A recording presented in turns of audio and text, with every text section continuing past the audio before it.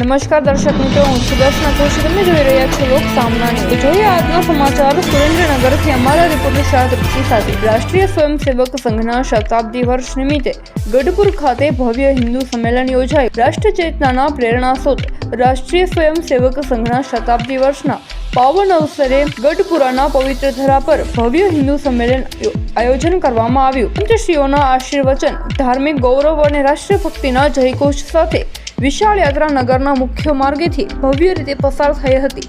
નગરના શ્રેષ્ઠીઓ, આગેવાનો, યુવાનો, બહેનોની ઉત્સાહી હાજરી સમગ્ર વાતાવરણને રાષ્ટ્રમય બનાવી દીધું હતું। આ સંમેલન માત્ર ઉજવણી નહીં, પરંતુ હિન્દ સમાજની એકતા, સંસ્કૃતિ અને સંઘર્ષશીલ પરંપરાનો પ્રતીક બની રહ્યું છે। સંતના આશીર્વાદ અને સમાજના સહકારથી સંગઠિત હિન્દુ શક્તિશાળી રાષ્ટ્રનો સંદેશ સમગ્ર વિસ્તારમાં ગુંજી ઉઠ્યો છે।